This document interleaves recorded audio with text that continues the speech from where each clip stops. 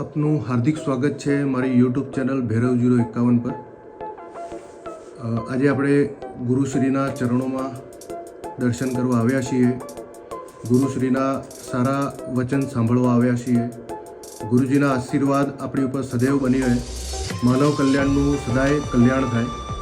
અને ગુરુજીના વચન આપણે સાંભળીએ. આજે ગુરુશ્રીને આપણે સૌથી પહેલાં એમનો પરિચય જાણીશું. ગુરુદેવ એમનો પરિચય આપશે, ત્યારબાદ આપણે એમની શબ્દવાણી સાંભળીશું. તો ગુરુજી, આપનો પરિચય સાથે આપણે સ્ટાર્ટ કરીશું.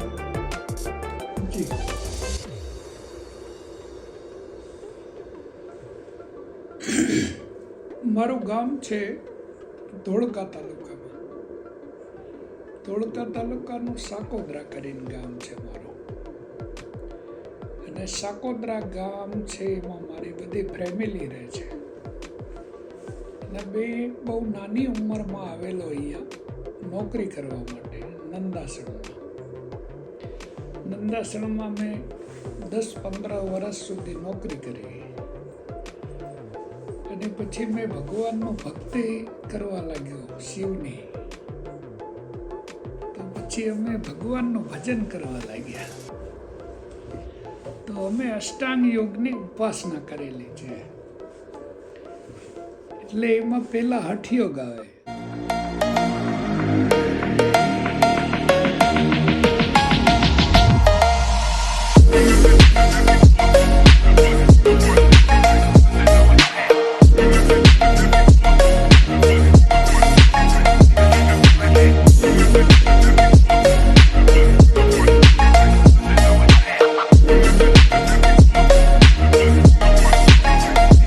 નેતિ, ધોતી, બસ્તી, નવલી, ટાટક, કપાલભાતી, એને હઠ યોગ કે.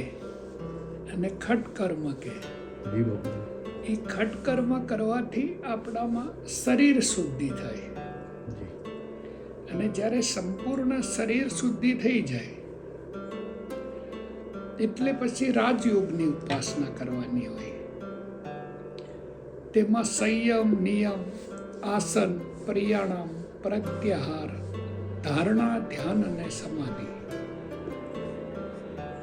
તો પછી એ બીજા 8 ફાંસા આવે છે. એટલે અમારામાં હઠયોગ છે એને ફિઝિકલ ફાઉન્ડેશન કહેવાય.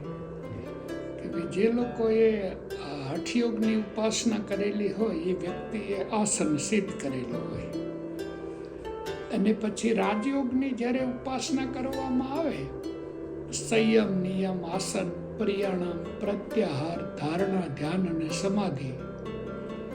તો સમાધિ જ્યારે ઉપલબ્ધ થાય ને ત્યારે તે સાધકની અંદર પ્રાણવહા નાડી અને મનોવહા નાડી, એ બંને નાડીનું પ્યોરીકરણ થઈ જાય. એટલે અમારામાં પ્રથમ પહેલા નાદની ઉપાસના કરવામાં આવે. એટલે સુરતા દોરી સંભાળી અને જોડો શબ્દની માઈ, ધારા પકડી અને ધ્યાન કરો તો તત પકડશે બાઈ. એટલે ગિરનારમાં બધાએ નાદ બ્રહ્મની ઉપાસના કરે. તો મેં સોહમ ઉપાસના કરેલી છે. એટલે જે સોહમ છે એ મનનું નામ છે. હા, અને મનના દેવતા ચંદ્રમાં છે.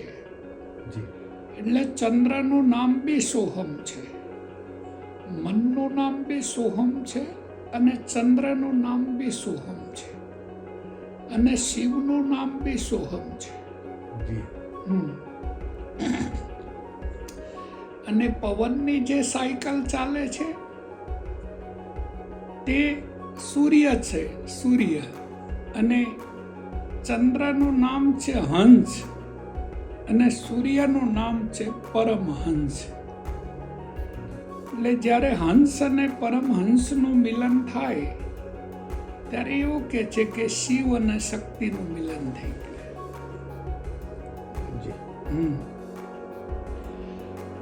એટલે સુરતાધારી સંત કોઈ ઉલટ લગાવે ધ્યાન, મન પવનને થીર કરી અને ભૂલે દેહનું ભાન. એટલે અમે યોગની સાધના કરેલી છે. ને યોગની સાધના કરતા કરતા મન અને પવનની ગતિ એક થઈ ગયેલી છે. એટલે અત્યારે અમે જે સિચ્યુએશનમાં છીએ એ 0 ડાયમેન્શનમાં રહેવી છે. ને 0 ડાયમેન્શન છે તેમાં જેટલા બી બ્રહ્માંડમાં દેવી દેવતાઓ છે એ બધા 0 ડાયમેન્શનમાં રહે. ને 0 ડાયમેન્શન છે એ સંપૂર્ણ સમાધિ છે. જી એટલે અમે સમાધિ ઉપલબ્ધ કરેલી છે. તો જે સમાધિ ઉપલબ્ધ કરી, જી, તો એ સમાધિ વિશે કંઈક જણાવો. જે લોકો સમાધિ પ્રાપ્ત કરી લે ને એ લોકો કીડીથી માંડી અને હાથી સુધી, જી, બેક્ટેરિયાથી માંડી અને ગરુડ સુધી, અને તૃણ વનસ્પતિથી માંડી અને વડ વૃક્ષ સુધી દરેકની સાથે ડાયરેક્ટ વાત કરી લે. સબકોન્શિયસ માઇન્ડથી સીધી વાત થઈ જાય. કારણ કે અમે કોઈ પણ સૃષ્ટિ સાથે વાત કરવી ને જી, તો એની આરએનએ અને ડીએનએની ડિસઇન્ફેક્શન ચેમ્બરમાં જેનેટિક મેમરી ના હોય. એ જેનેટિક મેમરી છે એ સમાધિથી માઇન્ડની કક્ષાઓ બધી મેથેમેટિક કરેલી છે. એટલે કીડીથી માંડીને હાથી સુધી દરેકની નાદની ફ્રીક્વન્સી કેટલા ગીગાહર્ટ્ઝ પર ચાલે છે. તો અમે પોતે પોતાની મેથેમેટિક બનાવેલી છે એટલે પ્લસ માઇનસ કરી શકીએ. જી, બેક્ટેરિયાથી ગરુડ સુધી દરેક પરિંદાની ફ્રીક્વન્સી કેટલા ગીગાહર્ટ્ઝ પર ચાલે છે નાદની. એટલે અમારી પોતાની મેથેમેટિક છે એટલે પ્લસ માઇનસ કરીને પૂછી લઈએ કે ભાઈ તમે શું કરો છો, કેમ આવ્યા છો, શું કામ આવ્યા છો, તમારો રૂલ્સ અને રેગ્યુલેશન શું છે, સાચી વાત છે, ડિસિપ્લિન તમારી આઈડેન્ટિટી છે. સાચી વાત છે. એટલે એ રીતે દીકરા સમાધિમાં આ બધું સબકોન્શિયસ માઇન્ડથી સીધી વાત થાય. જી, તો જેમ કે બાપુ સબકોન્શિયસ માઇન્ડથી જે વાત કરી બાપુ આપે, જી, અને શુદ્ધિકરણની પણ વાત કરી, તો શરીર શુદ્ધિકરણ શું છે? શરીરનું શુદ્ધિકરણ આપણી બોડીમાં મળ હોય જી, અને સપ્તમ ધાતુનો મળ કે. જી, એટલે આપણે જ્યારે કોઈ પરમ પદને પ્રાપ્ત કરવા માટેની ઉપાસના કરવી યા કોઈ દેવી દેવતાઓની ઉપાસના કરીએ તો એ ઉપાસના છે ને એ પરિપક્વ ત્યારે થાય જ્યારે આપણી શરીરમાં રહેલો મળ છે, આપણા મનમાં રહેલો મળ છે, બુદ્ધિમાં ચિત્તમાં રહેલો મળ છે, એ મળ જ્યારે પરિપક્વ થઈ જાય ત્યારે આપણી ઉપર અનુગ્રહ કરે. દેવી દેવતાઓ છે, ગુરુઓ છે, એનલાઇટેન ગુરુઓ છે, તો આપણી સાધના છે એ સિદ્ધ થઈ જાય. જી બાપુ. હાજી. શરીર શુદ્ધિકરણ કર્યા પછી જ્યારે વાત આવે છે ધ્યાનની, જી, તો બાપુશ્રી આપ ધ્યાન વિશે પણ સમજાવો. ધ્યાન વિશે એક એંગલ એવો છે દીકરા કે આપણા જીવન, આપણા શાસ્ત્રોમાં આપણા ઋષિ મુનિઓએ 5 મુદ્રા કીધેલી છે. એ મુદ્રા છે ખેચરી, ખાચરી, ઘોચરી, અઘોચરી અને ઉન્મુનિ. જી બાપુ. એમાં દીકરા આપણે ઉન્મુનિ નામની મુદ્રા છે એ બધા ઋષિ મુનિઓએ સિદ્ધ કરેલી છે.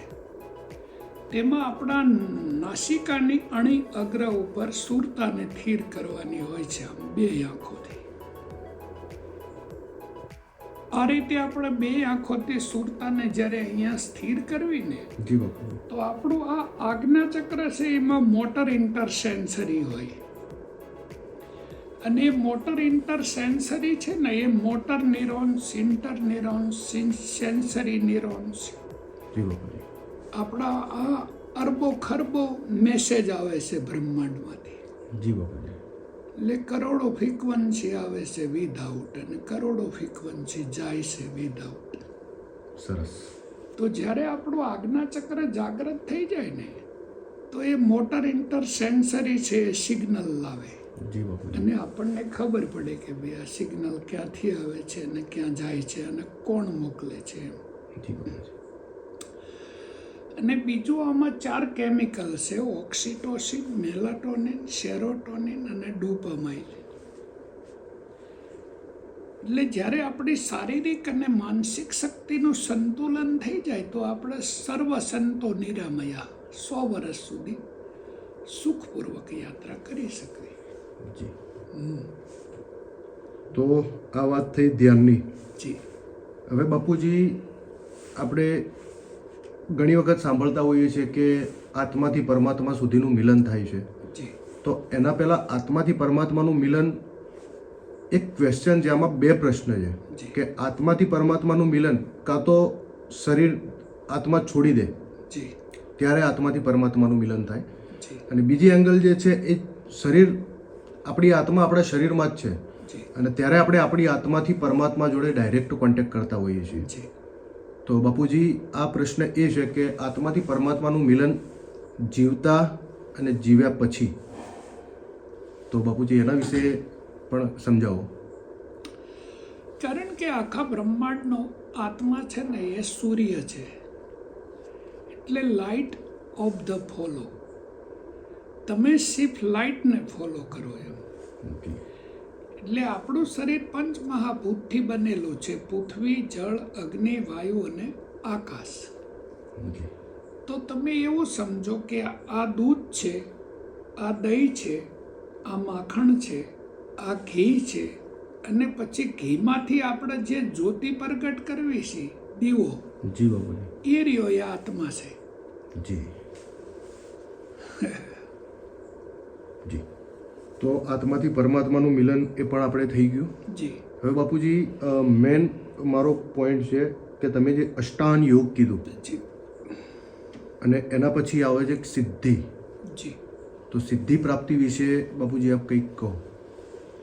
સિદ્ધિ વિશે એટલું જ કહેવાય દીકરા કે આપણે જ્યારે બહુ સમય સુધી યોગની ઉપાસના કરવી છે ને, અને જ્યારે સૂક્ષ્મમાં અતિ સૂક્ષ્મ અને સૂક્ષ્મમાં બી અતિ સૂક્ષ્મમાં જતા રહીએ છીએ, ત્યારે આપણને અણીમાં, લઘીમાં, વશિત્વ, પરકામ્યા, ઈશિત્વ, આ બધી સિદ્ધિઓ પ્રાપ્ત થાય છે.